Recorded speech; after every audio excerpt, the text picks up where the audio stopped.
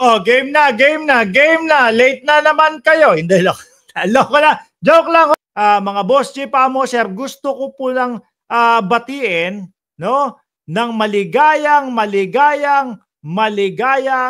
kaarawan ho, mga boss chief amo sir, no, kay Viola G. Nako, mabuhay ka hanggang gusto mo. Ayan ha, wala na ako ibang shoutout sa inyo. Bahala kayo. Basta itong araw na ito, araw ni Viola G. Happy birthday sa iyo. Mamaya ako na sila isa-shoutout. Okay? Etong panimula para lang sa iyo to. Ngayon no, mga kababayan, nandiyan po yung Birahan PH. Pwede nyo pong puntahan yan. Tapos i-subscribe, no? Tapos pindutin nyo din po yung mga like, no, nung mga video na yan upang sa ganon, lagi tayong ikakalat ni YouTube ng matauhan naman yung mga DDS na mga yan, mga boss chief amo sir. At syempre, sa ilalim ng pangalan ng Mark Ramos, nandyan ho yung like button. Ano gagawin nyo? Simple lang. Pindutin nyo lang po yung like, tapos i-commento nyo dyan kung pang ilang kayong like, no? Saka natin isa-shoutout. Pero yung pauna, para lang po yon kay Viola. Mga bossing, wala nang iba. Virgie Badiola. Di ba? Happy birthday daw from Cereza Force family. Sabi ni Chris Rose, wala nang pag-asa ang mga DDS. Game ho, mga kababayan. Umpisahan na natin ito kasi mahaba-haba ho ito, mga bossing. Madami-dami ho ito, mga kababayan. Yun lang ang tanong. Saan ko umpisahan? Doon sa tapang ng ating Pangulo? Naku po, baka mabad trip yung mga DDS. Baka magalit, baka mainis, baka mabwisit, baka sumamaan loob. Di ba, Alaga 143? Bakit to, mga kababayan? Tignan nyo po doon sa ASEAN, President Ferdinand Marcos. Sa ASEAN, bidang-bida ang ating Pangulong Bongbong Marcos, mga kababayan. Pakinggan nyo, Junior of the Philippines, because he is the country coordinator for ASEAN-India Dialogue Relations. Please. Thank you. Dito rektahan na binanatan ni Pangulong Bongbong Marcos ang China. Dehins po, kagaya mga boss chief amo sir, nung mga nando sa kabilang panig. Yung kabilang panig halos magsiluhod na po yung kay Xi Jinping Di ba? Yung mga nasa kabilang panig po, mga uto-uto po yun kay Xi Jinping Kaya pati po yung mga followers nila, ayun, uto-uto na din mga bossing. Tuloy. Thank you, Mr. Chair. Your Excellency, Prime Minister Narendra Modi, Your Majesty, Excellencies. Last August, I had the privilege of visiting India at the invitation of Prime Minister Modi. And during my visit to the world's largest democracy, I witnessed firsthand that as nations of the global south, we share common challenges and that deeper cooperation amongst us is essential. As Southeast Asia's next-door neighbor, which is set to become the world's fourth largest economy, China? Gising kayo, China! India has a lot to offer to ASEAN as a region. As a committed dialogue partner, China? Gising kayo, China! Kasi mamaya, sasabihin ko sa inyo kung bakit to, mga bossing, kung ba't ginigising ko yung China. Nako, may masamang balita yata kay Xi Jinping kasi It recognizes ASEAN centrality through its Act East policy, which stresses ASEAN as a core pillar of its engagement. We may also turn our gaze to India for solutions to our common concerns.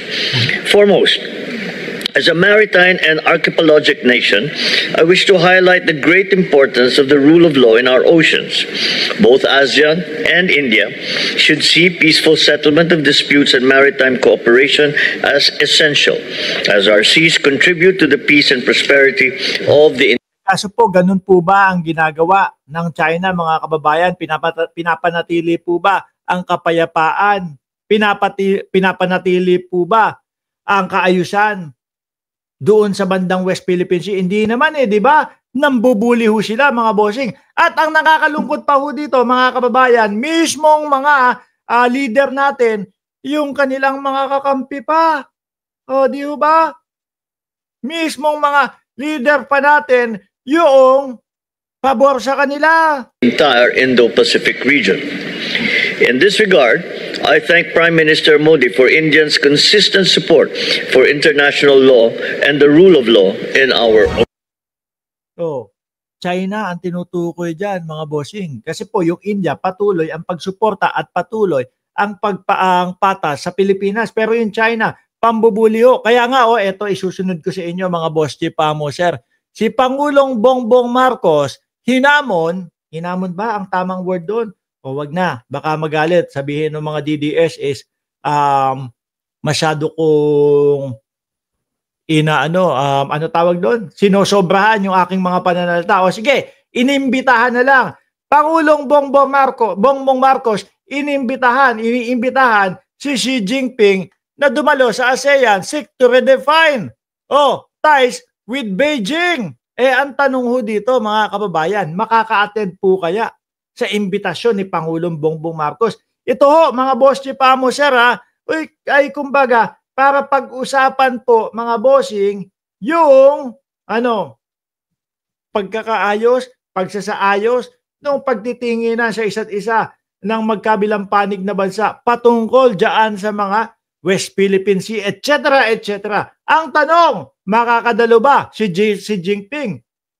Baka hindi, baka matakot dito kay Bongbong Marcos. Bakit to? Sabi dito, Kuala Lumpur, Malaysia, President Marcos said he plans to invite Chinese President Xi Jinping to Manila during the Philippines chairmanship in the Association of Southeast Asian Nations sa 2026 dahil tayo nga po ang mag-host, expressing hope that both sides can redefine ties beyond maritime dispute. Yan po yung sa West Philippine Sea. Ngayon ho, mga bossing, eto sabi ni Pangulo, I just laid out the fact, Marcos said when he asked about his remarks front Chinese Premier Li Qiang during ASEAN. I always try to just explain to everyone what is happening, and that this is the solution situation in the Philippines find itself. Ito yung nangyayari sa amin, kaya sana matulungan ninyo kami. Ngayon tanong, makaka-attend kaya si Xi Jinping kung ganito ang balita? Kung ganito po ang balita, pangdaigdigan, is Xi Jinping's rule ending? Alam niyo ho, mga kababayan, simula po nung nagtaripa si Trump, nag-aaklas na yung mga Chino kay dito kay Xi Jinping. Nabalitaan niyo, 'di ba? Gumante ng taripa din si Xi Jinping. Kaso ho, mga kababayan, mukhang inaayawan na. Dahil halos nayanig ho ang ekonomiya nila, mga boss di ba, Rodrigo Duterte? Shout out sa iyo, boss. Nagtataka yung iba. Sabi, si Rodrigo Duterte, kinakalaban mo yan, shout out sa iyo. Pansinin nyo na lang yung mga comment niyan. Ngayon mga kababayan, madaming mga madaming mga Chinese ang nagagalit na dito kay Xi Jinping.